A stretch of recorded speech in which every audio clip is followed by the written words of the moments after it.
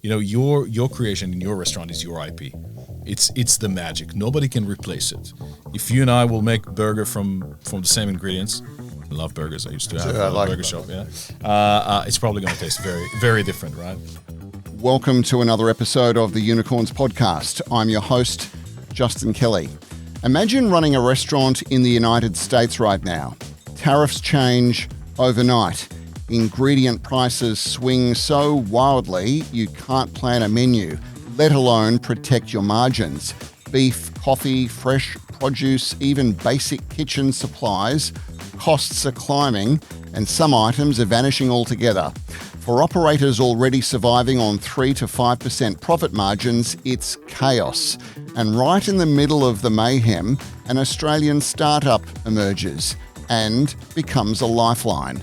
Melbourne-based Restoke.ai launched in the US earlier this year just as tariff turmoil hit the hospitality industry. The timing couldn't have been better. In only 8 months, more than 400 US venues have adopted its AI-driven platform. Global revenue quadrupled, and on average, US restaurants are seeing an extra $22,000 in monthly margin. Breathing room in a market where many were on the brink. Today I'm joined by Assaf Stizki, co-founder and CEO of Restoke.ai, a former chef who built the product with co-founder Ken Brand after living through the same pain firsthand. Assaf, welcome to the program. Hey, JK, thank you for having me. Okay, let's take us back to the moment that you launched in the United States. Mm-hmm. Tariffs were rolling in, costs going up. What were the American operators telling you? Well, they were freaking out. They didn't know what was coming. They didn't know how it's going to actually hit them. And I don't think they were prepared to actually go back and reevaluate what they were actually doing and how the customers are going to react to any change. They were very cautious about initially raising prices or negotiating with their customers. So that was kind of one thing that happened for them. Secondly, I think naturally, and I don't want to get into politics now, but there was a lot of people moving from, hey, we're going to bring imported stuff to how about we source locally, right? Beef is sourced a lot more locally and vegetables are more in season. So more farm to table kind of operations that are happening as a result of that. We can criticize it or say it's beautiful. I don't know. But the market finds its way. So for people outside of the hospitality sector, can you explain how tough these margins of 3 to 5% really are? The fact, right? So let me give you a situation, Please. A good situation where we have a restaurant who makes, $2 million, right? 3% is about $60,000 a year of margins. That means that a simple, small wrong move and you're out of whack completely, right? And if we're taking those tariffs that came, some of them were like 8 to 10%. That is, let's say the industry runs on 35% food cost. That's your $60,000. Gone. Right? You're gone, right? That's devastating. If you're talking about single location restaurants where they don't have the buying power, you're out. Exactly. And if you are a chain, suddenly you're not as attractive. And that will, subsequently will drive price increases and a fear of the market reacting to it. And I think we're seeing it already. And what were some of the more extreme examples that you heard of or could shine a light on? Extreme examples as far as pricing or? Yeah, and restaurants really feeling the pinch. We heard of restaurants that just shut down. Like they were not willing to fight the fight anymore. They came into the market for passion, for hospitality, for people, for their own food. They want to present it to the world, and they just shut down one after the other. So you're a chef before you were a founder. What were some of the real world problems that made you say, when it comes to Restoke, I need to build this? As an industry, I think we're walking in the dark most of the time. There's so many hats that we have to wear. Think about it. Marketing and menu design, which is a a science of its own, and pricing and negotiating and HR and P&Ls, and everything is happening at the same time. Yes. We have very limited bandwidth. We actually want to be with our customer, and we have no bloody way of getting all of that information together in order to make a single decision of moving forward and how to operate and improve our businesses moving forward, right? So my kind of trigger was, I want to see everything. I want to be able to scale my businesses. I want to open more and more locations and be successful at it, not just surviving. And then once we had a product there, we thought, hey, the market could really use it, and we already saw the early days of AI and how that could add the intelligence layer to it. So we're actually getting the information ahead of time, and it's already refined and synthesized. So we can actually take real major actions to improve ourselves. So let's break it down. What is it that Restoke.ai does, and how do you best describe it to your friends when they're saying, Assaf, what are you working on now? So think about it as the brain of the operation, right? We really want you to deal with your customers. I've got a note here, the second brain. I think about it as the brain. I'm seeing things that we're already working on into the future, and think about it as the brain of the operation. It recognizes trends and wild things that are going in your business way before you know it, and giving you indications of, hey, here's an opportunity. It's worth $20,000, or here's a pitfall. You're gonna fucking lose, Justin, if you're not gonna replace that tomato. And saying, you know what, here's $100,000 on the table by doing 1, 2, and 3 actions. We're helping those restaurants really get, dial it in and focus on what really matters to them without doing the heavy lifting. So basically, if you're a chain or if you're a single location, you get the best data ever, right? So that's kind of first layer of that. Second layer of that is, what is the world around you? How other people are pricing the pizza, right? What other ingredients are happening there, like benchmarking. Am I walking the right way, or am I competitive? Is somebody gonna overtake me because I'm not doing the right thing? So there's plenty of layers, and into the future we're looking to, how to make it a lot more actionable.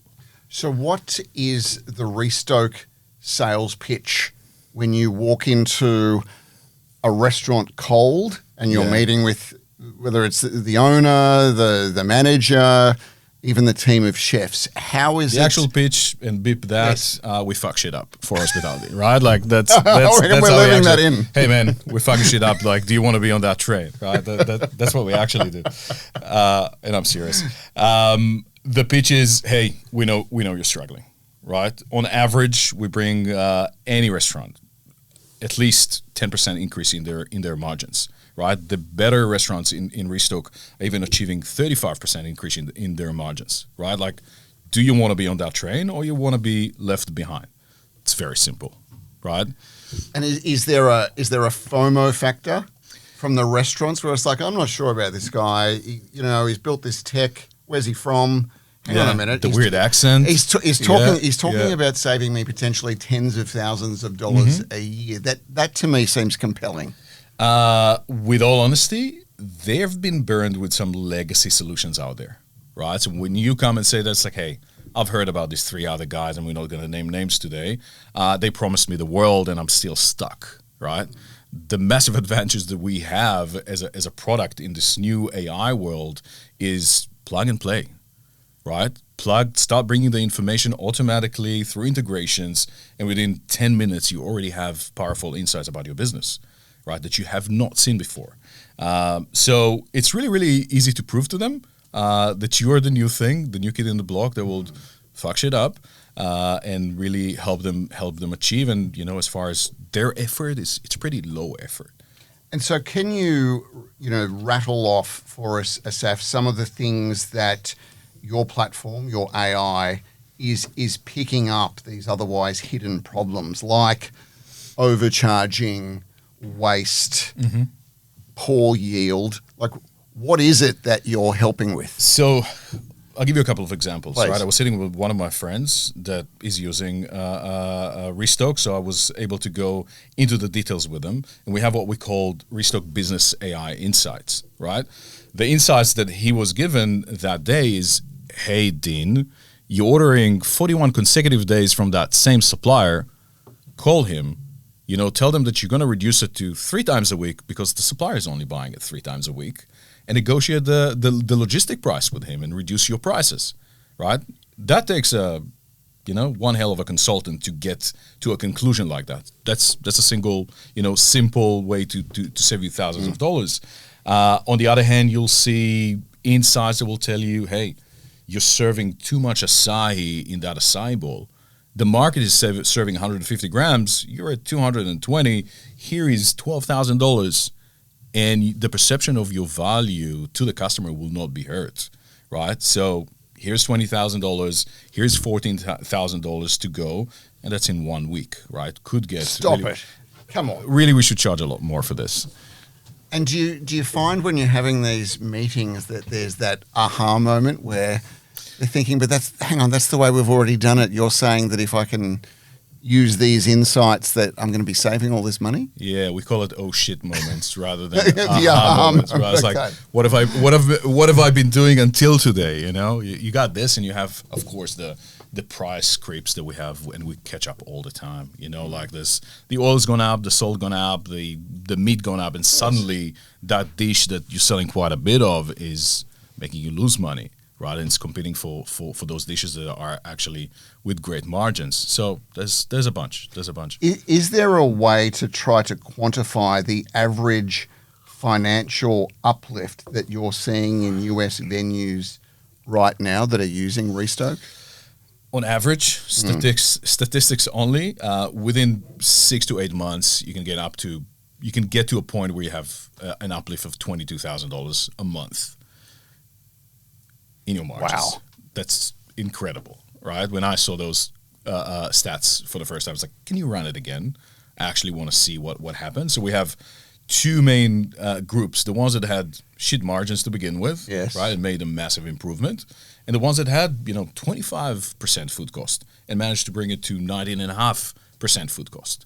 That's pure bottom line. Same amount of effort, same amount of people coming through the door, but suddenly you go away with a substantial amount of money in your pocket, and you're able to go and say, hey, here's another location, in Western Sydney. I wasn't there before, but I can start expanding. And with Restoke, you have a backbone and a template of what the business actually looks like. So it's a duplicate and off you go. So if you think about it from a single location, really, really impactful. If you think about it from a group perspective, right, we can identify what a single venue that's doing really well is actually doing. Right? What does that template look like? And how did they get to those places?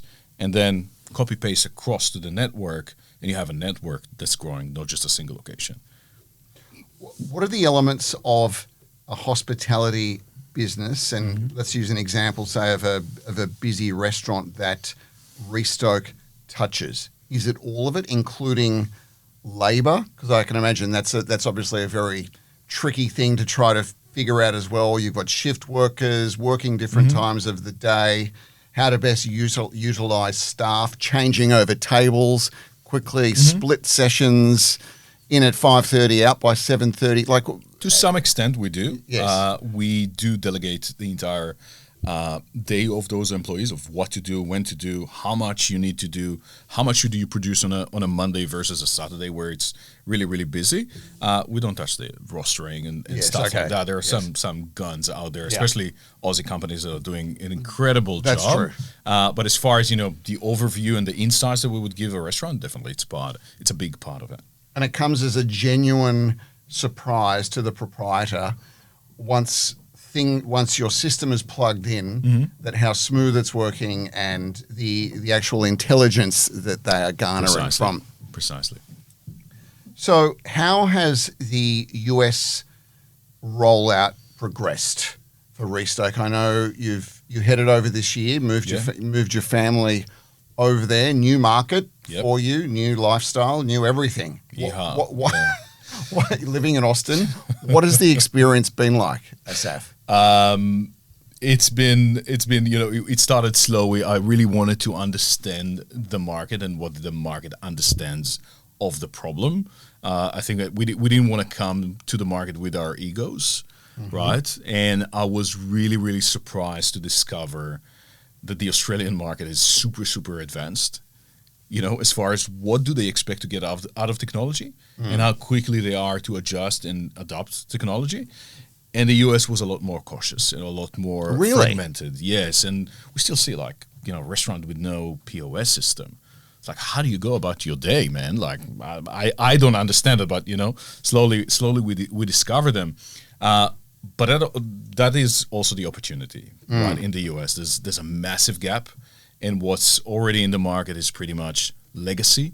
That nobody has the resources and funds to actually put somebody in the office and do the work.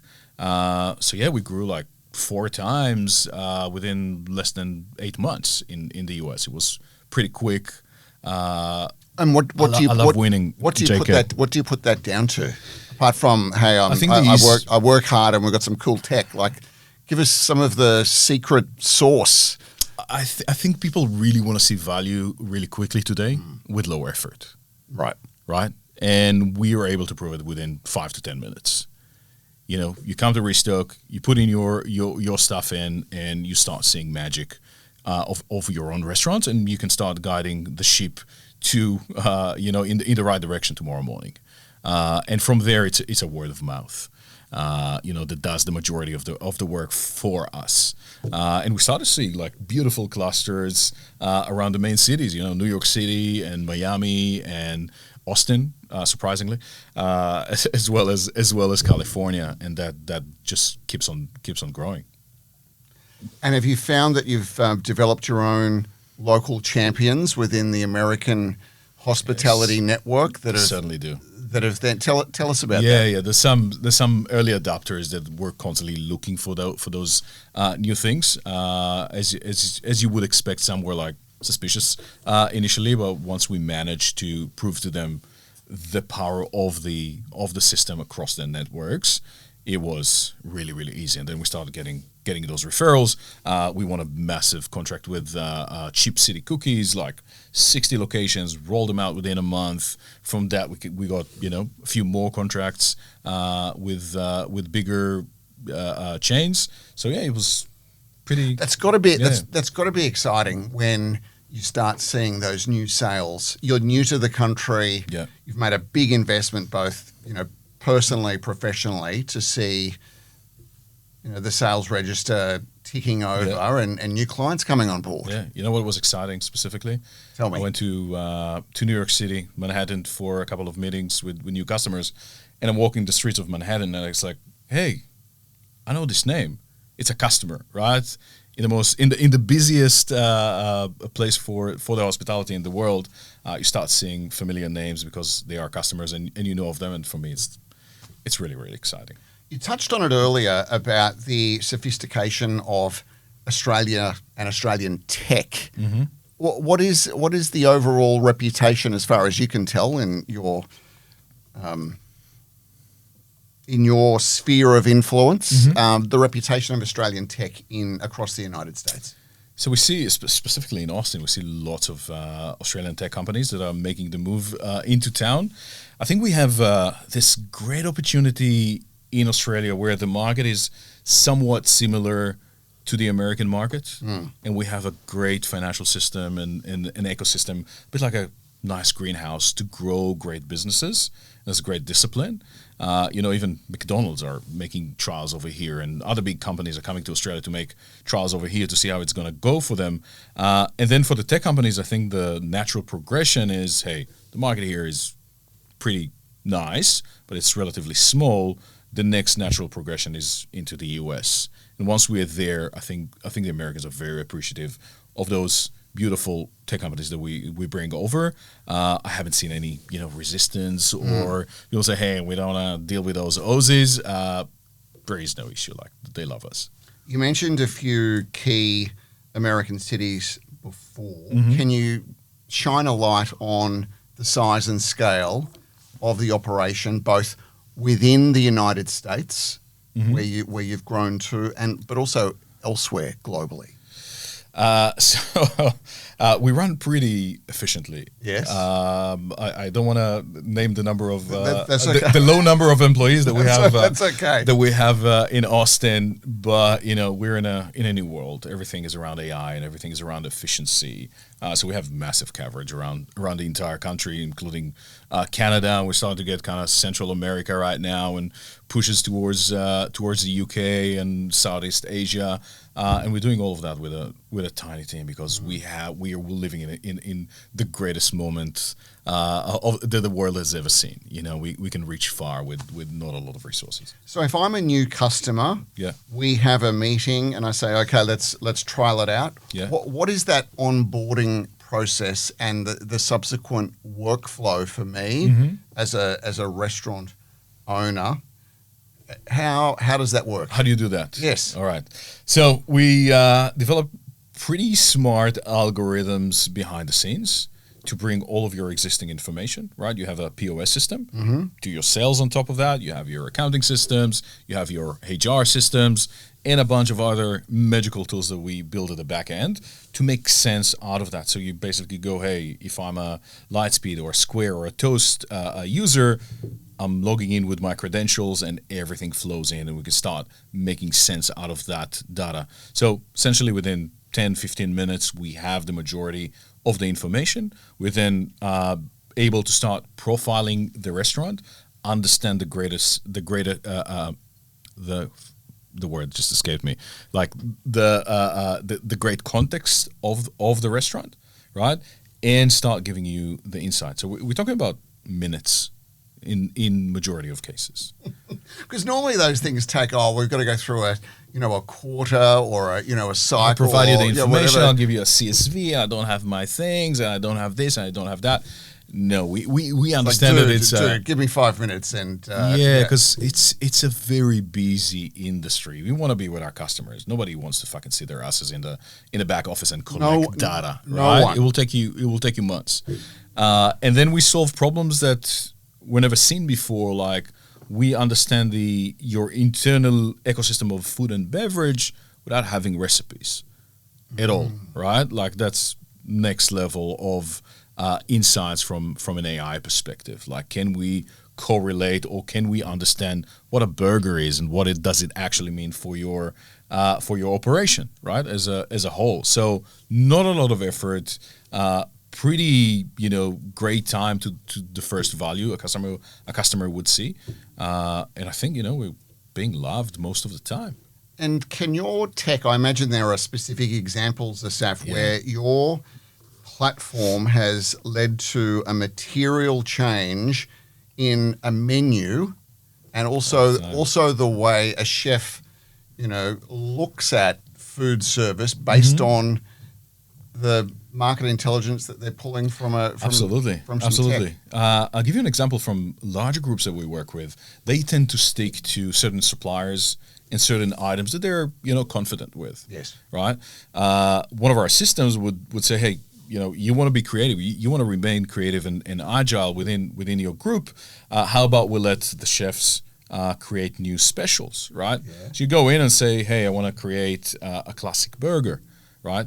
From the greater context of the actual restaurant and the actual chain, we will start building that recipe with you very, very quickly, right? What does it actually have and what is available for you to have in that recipe, and how much should you charge for it tomorrow morning to remain profitable and within the range that you actually want to be. So we get them to an impact within seconds, rather than a few days of approvals and reviews and tastings, and all of that is done really, really quickly. And you can do it. I don't know how great of a chef you are, but you can probably say, I want a classic burger, right? To a recipe. Is it hard to take those in a venue on the journey of discovery? If you let's use the burger example, but we've always done it this way. This is how we cook it. These are the ingredients. Yeah. But if you were to say, well, if you thought about it differently, we can actually make it it better. I don't think we want them to think about their own creation differently. Okay. I think we want to enable their creations, right? And say, hey, this is the burger, 100%. These are the ingredients. This is your playground. We respect that, but you should make a certain amount of prep. But you should source it from a certain point. But you should price it correctly so you can make margins. Or something happened with that burger over time, and it's no longer turning profits, right? Like, what are you going to do about it right now? You know, your creation in your restaurant is your IP. It's the magic. Nobody can replace it. If you and I will make burger from the same ingredients, fucking love burgers. I used to have a burger shop. Yeah, it's probably going to taste very, very different, right? So when you first came, you and your co-founder Ken, when you first came up with the concept of Restoke to where we are now, coming into 2026, a new year's upon us, how has the platform evolved and improved? Funny you say that. We just looked at early decks of the company, just like yesterday. Yes. And the trip down memory lane. Man, it was amazing to see that the vision was pretty much there from day one. We're talking years before LLMs joined our life, and before it was a buzzword. But in order to get to where we got today, we started as a very operational platform. We had to build all the different parts that make up Restoke today. Then we moved to the next layer of intelligence, right, and what that means, and guidance, and smarts, right. And today we're already working on the next generation of what that looks like. It's a bit futuristic, and I should probably not speak too much about those things. You're teasing us. Yeah. So today we're at the restaurant intelligence Yes. stage, right? Really, really impactful. Plenty that you can do with it. We see it across the globe. The next stage would probably, replace a lot of functions and a lot of friction in the ecosystem as a whole, not just your burger or your pricing. We're talking much bigger impact than that. I think it's fair to say that the hospitality sector has taken more than its fair share of punches. Oh yes, more so than any other industry in recent times. Yeah. Do you still think that is the case, or do you think perhaps the industry is at a crossroads, a turning point? I think we're still bogged down in a lot of trouble. I think the global economy is still making it hard to predict what tomorrow is going to bring. I think there's still a lot of legacy thinking within the industry, and legacy systems within the industry, and some sections or segments of the market don't necessarily want to turn the corner properly. So I think we're still seeing a bit of hardship ahead of us, but I'm also seeing emerging groups that, coming from a business perspective, that are killing it. Like, they're smart about it. They know that they need to look at the numbers. They know that they need to implement systems within their businesses, and their growth is amazing, right? So it's early days. Majority of the industry is still not out of the woods. Can your platform be bolted on to a legacy system and then be incrementally sort of rolled out over time and slowly replace legacy systems, or it doesn't quite work like that? It's a complicated question, and an answer depends on the system, right? There's some change. Sometimes a legacy is just the procedure of how we work and how we stick to our guns, and not wanting to move. And sometimes it's we use this tech system. Yeah, like for whatever. In the US, you have accounting systems that are on a floppy disk, right? And there's an old guy that doesn't want to change. Is afraid for his job and doesn't want to change, and you got a problem there. But it's temporary. I don't think that we're looking at more than 3 to 5 years until these guys will probably change or be out, and the newcomers will kill it because they're really good. So what, in your view, does a fully intelligent restaurant operation look like in 2026? In 2026, you need to adopt to, all the technologies around you. And I know it's crazy, right? But you want a predictability when you talk about bookings, right? You want that. Yes. You want to enable your team to do better ordering, table ordering. Like, can we upgrade? Can we, what's the word? Sell more wine to this table because we have the intelligence. We know that it's possible there. Running the back of house, running your books, all of these systems, if you run them correctly, now shifting you from the engine room of, shoveling shit, excuse my French, You're excused. to the captain seat, where you are the decision maker, steering the ship into profitability, right? But if you're not doing that, you basically work for the business and you're bogged down and you can't move forward. Especially in Australia, labor costs are skyrocketing. It's impossible to hire more people than you actually need in order to excuse yourself from the operation. So I don't think it's a smart move to avoid it. Random question, and this focuses on the United States. We've seen it here, cafes, restaurant chains, not fancy restaurants, QR codes on the table. You tap even I fucking hate them. Pubs and clubs are doing that. Certainly doing that here. Yeah.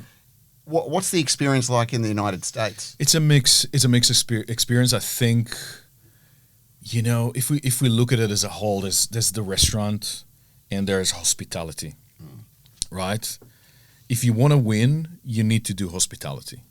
I want to see a smile. I want to be welcomed. I want to have experiences. I want to invite my friends. And if you're providing that environment for me, you're winning, right? I'm happy, and I think generally people are happy to pay $2 more, $5 more per dish to have that experience. But if you're not going towards that and you're detaching yourself from the customer, I think the customer is not loyal to you, right? And now you're fighting a different fight, and you're going to have to fight harder on social media, and you're going to have to, pull more rabbits out of your hat to make an impact and continuously be profitable.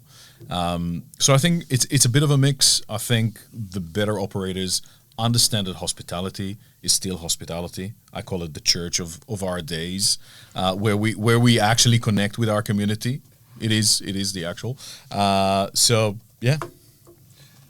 Final question to you. Let's look ahead. What is your vision for Restoke? Say over the next 4 to 5 years. I really want Restoke to be the center of action when it comes to your restaurant. I want it to be where you make decisions and where you implement your decisions across networks or across single sites, right? We want to be in a place where you wouldn't think about opening a restaurant without having that operation system that will guide you towards a good operation, a winning operation. If you want to have that, it's like, not having a cash register, which some people still don't have, but especially in America. But it's crazy. It's crazy to me, and the return on the dollar, because it's so scalable, is just crazy. It's like you put $1, you get 40 on the other end of it. So it's a no-brainer. Assaf, we wish you well in the years ahead. Thank you for joining us today. Thank you, man. On the Unicorns. Always great to catch up with you, and we'll track your progress of Restoke with great interest. Thank you. Thank you, man.